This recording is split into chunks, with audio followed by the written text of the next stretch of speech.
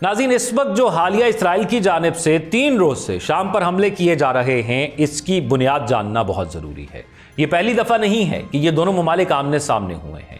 इसमें सबसे जो अहम चीज़ है वो दरूस कबाइल हैं, जिसको रेड लाइन कह रहे हैं नेतन्याहू। और वो ये कह रहा है कि अगर उनके खिलाफ कोई कार्रवाई हुई या उनकी जान को कोई खतरा हुआ तो हम मजीद हमले करेंगे और मजीद फौजें वहां पर भेज सकते हैं।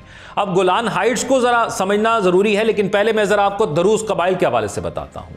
दरूस कबाइल जो है ये एक ऐसे मज़हब से ताल्लुक़ रखते हैं जो कहीं ना कहीं थोड़ा सा इस्लाम या एक और मज़हब के दरमियान आकर, उनके दरमियान में आकर रहता है। यानी इस्लाम से उनका यह ताल्लुक़ है कि वो अल्लाह को मानते हैं लेकिन दीगर कई अकायद को नहीं मानते।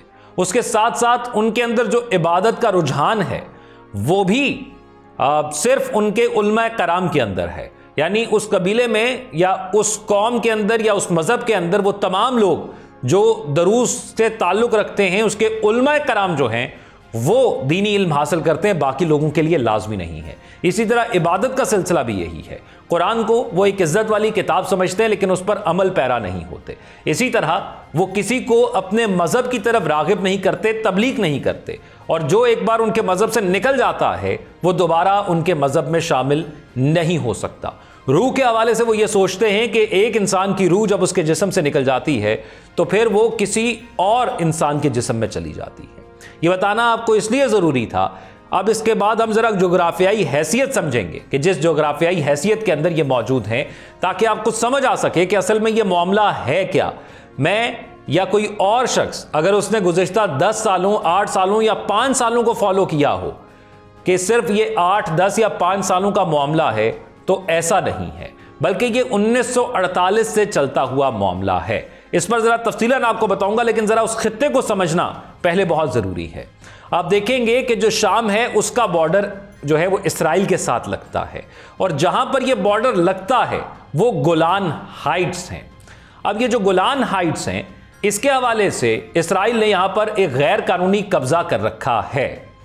इसराइल और शाम 1948 से दोनों दुश्मन हैं, और जब से ये इसराइल कायम हुआ है तब से कई जंगें इनके दरमियान हो चुकी हैं। 1948 में पहली अरब इसराइल जंग हुई थी।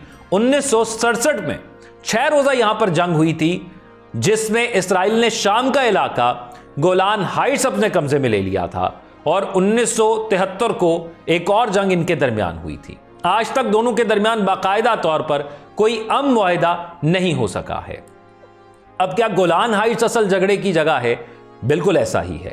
यह वो जगह है जिस पर गैर कानूनी किस्म का कब्जा इसराइल ने किया हुआ है, और 1967 में इसराइल ने यह इलाका शाम से छीन लिया, और 1981 में गैर कानूनी तौर पर इसराइल में इसको शामिल कर लिया है, जिसे दुनिया तस्लीम तो नहीं करती, लेकिन अमेरिका ने इसको गो अहेड दे दिया है। और अब इसराइल का यह मानना है, इसराइल तो इस पूरे खित्ते के अंदर किसी भी चीज पर अटैक करता है, किसी भी मुल्क पर या किसी भी इलाके पर कब्जा करता है, तो कहता है जी हमारी खुद मुख्तारी चैलेंज हो रही थी।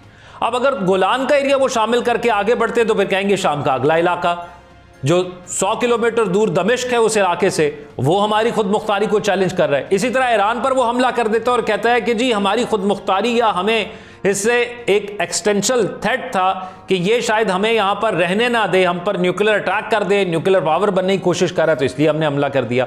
इसी तरह गोलान हाइट्स के हवाले से वो कहता है कि ये हमें खतरा था, हमें यहां से, इसलिए हमने इस पर कब्जा किया हुआ है, और अब उस कब्जे को तस्लीम करे जा रहा है और पूरी दुनिया के अंदर कोशिश कर रहा है, क्योंकि जो अमेरिका कह रहा है पूरी दुनिया के अंदर वही हो रहा है, और जो इसराइल कह रहा है वही अमेरिका मान रहा है। यहां पर लोगों को कंफ्यूज करने की कोशिश की गई है। कंफ्यूज इस तरह के एक बैड कॉप बन गया, एक गुड कॉप बन गया।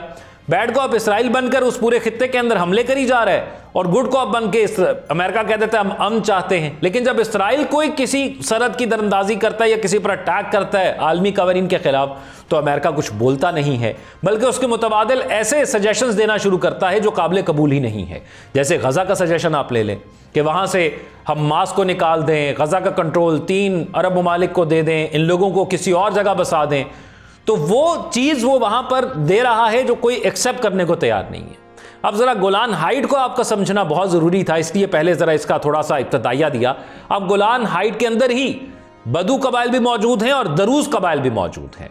अब ये जो दरूस हैं इनकी एक बड़ी तादाद इसराइल के अंदर भी रहती है, यानी अगर 20,000 ये गोलान हाइट्स के अंदर मौजूद हैं तो तकरीबन 1 लाख के करीब या इससे ज़्यादा 1.5 लाख वो इसराइल के अंदर भी मौजूद हैं। इसराइल के अंदर ज़्यादा तादाद के अंदर तो यहूदी हैं, फ़लस्तीनी भी हैं और फिर वहाँ पर दरूस कबाइल भी मौजूद हैं। अब ये दरूस जो हैं ये इसराइली फ़ौज के अंदर भी शामिल होते हैं, ये उनके लिए लड़ते भी हैं, मरते भी हैं और लोगों को मारते भी हैं। इसलिए ज़रा वो वहाँ पर अपनी एक हैसियत समझते हैं और वो चाहते हैं कि हम इसराइल के साथ ताल्लुकात को बेहतर करें। और इसी तनाजुर के अंदर अब आपको वो बयान समझ में आएगा जो कि इसराइली वज़ीर आज़म नेतन्याहू ने दिया है, जो को खुद एक बड़ी मुश्किल के अंदर हैं। अब नेतन्याहू ये तमाम सूरत हाल में ये कह रहा है कि अगर दरूस कबाइल को, जो कि वहाँ पर एक फ़िरका पसंदी या फ़िरका वारियत की वजह से जो है वहाँ पर एक इस वक्त जंग किसी कैफियत बनी हुई है, वो कह रहे हैं कि यहाँ पर इन लोगों को अगर नुकसान पहुँचाया गया तो मैं मज़ीद हमले करूँगा। और साथ वो ये भी कह रहे हैं कि उसके आसपास जो इलाके हैं जो इंपॉर्टेंट हैं वहाँ से अपनी फ़ौजें विड्रॉ कर ले, शाम यानी सीरिया, वो अपनी फ़ौजें वहाँ से विड्रॉ कर ले। तो ये है असल तनाज़ा जो इस वक्त मौजूदा सूरत हाल के अंदर वहाँ पर मौजूद है। और फिर इसको रेड लाइन भी कह रहा है नेतन्याहू। अब नेतन्याहू खुद एक बड़ी मुश्किल के अंदर है। अब वो बड़ी मुश्किल क्या है उसके लिए कि उसने अपनी अक्सरियत खो दी है। यानी किसी भी मुल्क के अंदर कोई भी वज़ीर आज़म असम्बली के अंदर बनता है या सदर बनता है तो वो अक्सरियत की बुनियाद पर बनता है। और उसने अपनी 32 सीटें जीती हुई थी और अगर उसको 50 से 60 सीटें उसको चाहिए हुकूमत बनाने के लिए तो बाकी सब इत्तेहादियों के साथ थी और इत्तेहादियों के साथ मिलकर उसकी 70+ सीटें हो गई थी। अब क्योंकि 2 अहम इत्तेहादी जमातें उसको छोड़ गई हैं तो जो मतलूबा तादाद है वहाँ पर हुकूमत करने के लिए उससे वो कम हो गई है। यानी किसी भी वक्त अगर उसको एतमाद का वोट लेने का कहा जाए तो उसकी हुकूमत गिर सकती है। इसलिए एक परेशानी ये भी है उसको, और वो चाहता है कि इसराइल हालत जंग के अंदर रहे, कभी ईरान के साथ, कभी गज़ा के साथ या कभी शाम के साथ, कभी लबनान के साथ, ताकि वो एक नए इंतखाबात की तरफ ना जा सकें या नया लीडर मुंतखब करने की जगह ना जा सकें। क्योंकि इटसेल्फ जो उसने इसराइल के कवानीन के अंदर छेड़छाड़ करने की कोशिश की और अपने आप को सेफ करने के लिए कवानीन तब्दील करने की कोशिश की, इसराइल के अंदर बड़ी तादाद के अंदर उसके खिलाफ मुजाहरे होते हैं। और फिर अगर असम्बली के अंदर वो एक मेजॉरिटी तादाद के अंदर सीटें जीत कर आया तो आपको ये खुद अंदाज़ा हो चुका होगा कि इसराइल की आवाम उससे कितनी खुश है। यानी अगर उसको ज़्यादा सीटें नहीं मिली तो वो लोग नाराज़ हैं। और दूसरा, जब से ईरान और इसराइल की वॉर हुई और इसराइल को इसमें नुकसान हुआ, जानी भी और उसके अलावा इकनॉमिकल नुकसान भी हुआ, और फिर जो वो एक बरहम था कि उसके पास आयरन डोम सिस्टम है वो भी टूटा और लोग बंकर्स में रहते रहे, तो उस जंग की वजह से भी उसके खिलाफ एक बड़ी तहरीक वहाँ पर शुरू हो रही है। और इसी एक बुनियाद की वजह से कि जो वो आसपास मौजूद अरब ममालिक हैं जिन पर वो हमले करता जा रहा है पै दर पे, कभी शाम पर कर दिया, कभी किसी और मुल्क पर कर दिया, मुस्लिम मुल्क पर, इसकी इजाज़त वो क्योंकि नहीं लेता या उसकी कौम की मर्जी उसमें शामिल नहीं होती, तो ये भी उसके लिए एक बड़ी तशवीश है। अब बुध के रोज़ वहाँ पर क्या हुआ, यहाँ से इस बात को शुरू करते हैं। इसराइल ने दमिश्क के वस्त में कई फ़ज़ाई हमले किए बुध को, जिनका हदफ वो कंपाउंड था जहां से शाम की वजारत दिफा कायम है, जबकि सदारती महल के करीब इलाकों को भी निशाना बनाया गया था। इसराइली फौज ने जनूबी शाम में भी अहदाफ को निशाना बनाया था, जहां दरूज गरोहों, बदू कबाइल और शामी सिक्योरिटी फोर्सेस के दरमियान 4 दिन से जारी झड़पों में शिद्दत आई है। शामी रसदगाह बराए इंसानी हकूक के मुताबिक सुबह सवेदा में इन झड़पों के दौरान अब तक 500 से ज़ायद अफराद अपनी जान से हाथ धो बैठे हैं, जबकि अल जज़ीरा के मुताबिक इसराइली फ़ज़ाई हमले सवेदा में शामी हुकूमत और मकामी दरूज जंगजुओं के दरमियान कई रोज़ से जारी पुरतशद्दद झड़पों के बाद किए गए।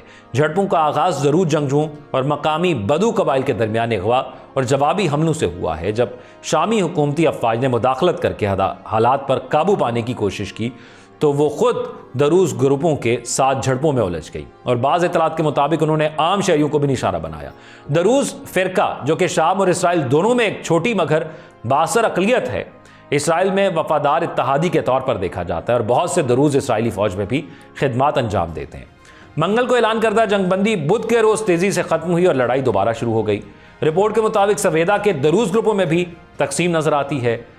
यासिर जरबू नामी एक रहनुमा ने हुकूमत के साथ जंगबंदी का ऐलान किया, जबकि दूसरे रहनुमा हिकमत अल हिजरी ने किसी भी जंगबंदी को मुस्तरद कर दिया। और ये याद रखिएगा, ये जो दरूज बरादरी के लोग हैं ये अरबी बोलते हैं, अरबिक स्पीकिंग लोग हैं ये, और दरूज बरादरी के बहुत से अफराद इसराइल की मुदाखलत के खिलाफ भी हैं। अब फिर सवाल ये पैदा होता है कि इसराइल चाहता क्या है। इसराइल ने गुज़श्ता बरस दिसंबर में सदर बशार अल असद के इक़्तिदार से माज़ूल होने के बाद ही से जनूबी शाम के इलाकों में अपने असर रसूख में इजाफा करने की कोशिश शुरू कर दी थी। इसराइल ने शाम के साथ किसी भी सिक्योरिटी मुआहदे की कोशिशों से किनारा कशी इख्तियार कर रखी है और रवां साल 12 शाम को फ़ज़ाई हमलों का निशाना बनाया। कई तज्ज़ियाकारों का मानना है कि इसराइल एक ताकतवर शाम के बजाय एक कमज़ोर और गैर मुस्तहकम शाम को तरजीह देता है ताकि वो इसराइल के लिए मुमकिन खतरा न बन सके। उधर तुर्किया खुलकर शाम की हिमायत में सामने आ गया। तुर्क सदर रजब तैयब एर्दोगान ने इसराइल की जानिब से शाम पर किए जाने वाले हमले की शदीद मजम्मत की है और रिपोर्ट के मुताबिक शामी सदर अहमद अल-शरा से टेलीफोन पर गुफ्तगू में तुर्क सदर ने इसराइली हमलों की मजम्मत की और शाम के शहर सवेदा में जंगबंदी मुआहदे का खैर मकदम किया है। तुर्क सदर रजब तैयब एर्दोगान का कहना है कि शाम को तकसीम होने ना दिया जाए और इसराइल एक दहशतगर्द रियासत है। इसराइल ने शाम में जारियत को वसअत देने के लिए दरूज कबाइल की मदद का बहाना बनाया। तुर्क सदर रजब तैयब एर्दोगान का कहना था कि इसराइली जारियत पूरे खित्ते का सबसे बड़ा मसला बन चुकी है। इसराइल पर भरोसा करने वाले बिलाखिर समझ जाएंगे कि वो गलती पर हैं। शाम की सूरत हाल पर अक़वाम मुत्तहिदा कौमी सलामती कौंसिल का इजलास हो रहा है और सवेदा में कई रोज़ की कबायली झड़पों में 500 से ज़्यादा अफराद जो जाँ बहक हुए हैं उस पर भी बात होगी। शामी दारुल-हुकूमत दमिश्क पर बुध के रोज की गई इसराइली बमबारी में इस वक्त कई मगरबी मुल्कों के सिफारतकारों का काफिला वजारत दिफा के पास से गुजर रहा था जब महज चंद मीटर के फासले पर इसराइली बमबारी करके एक बिल्डिंग को निशाना बनाया जा रहा था। यह बात इस वाक़े से मुतल्लिक 2 मुख्तलिफ ऐनी शाहिदीन ने खबरसां इदारे को बताई। तमाम ऐनी शाहिदीन के मुताबिक इसराइल की इस बमबारी से मगरबी ममालिक के सिफारतकारों में से कोई एक भी जख्मी नहीं हुआ और उन्होंने इस इलाके से निकलने के लिए महफूज अंदाज से अपना सफर जारी रखा। ऐनी शाहिदीन ने इस बारे में यह बताने से माजरत की है कि इन सिफारतकारों का किस मुल्क से ताल्लुक था और उनकी तादाद कितनी थी। हालिया कुछ दिनों में इसराइल और शाम के दरमियान मुस्बत पेशरफ की खबरों के बाद अचानक बुध के रोज उस वक्त इसराइल ने शाम पर खौफनाक बमबारी कर दी थी। यह बमबारी दारुल-हुकूमत दमिश्क में हुकूमती अफवाज के दफातर और मराकज़ के नज़दीक तर ही नहीं बल्कि शामी सदर के महल के इंतहाई करीब तक की जाती रही। जबकि इसराइली फौज का दावा है कि उसकी बमबारी का मकसद दरूज अक्सरियती कबीले का तहफ़्फ़ुज़ करना था जिससे जंगजुओं ने जनूबी सूबा सवेदा में खतरा लाहक हो गया था। शाम के तिब्बी ज़राए का कहना है कि इसराइल की इस बमबारी के नतीजे में शाम की वजारत दिफा से मुंसलिक 5 सिक्योरिटी एहलकार हलाक हो गए हैं। जबकि इस तमाम तर सूरत हाल के पेश नज़र शाम के सदर ने इसराइल के इन हमलों की मजम्मत करते हुए कहा है कि इसराइल के इन हमलों का मकसद शाम की इन कोशिशों को कमज़ोर करना है जो मुल्क के तमाम तबकात को साथ लेकर चलने के लिए ये कर रही है। अब ये वो असल मामला है और इस पर जो जब तक गोलान हाइट्स का मामला सॉल्व नहीं होता कि वो जिसका है आखिर उसको दे दिया जाए तब तक ये मामला आगे नहीं बढ़ता। मौजूदा जो सूरत हाल है इस पर आपकी क्या राय है कमेंट सेक्शन में आगाह कीजिएगा। अपना ख्याल रखिएगा। अल्लाह हाफिज़।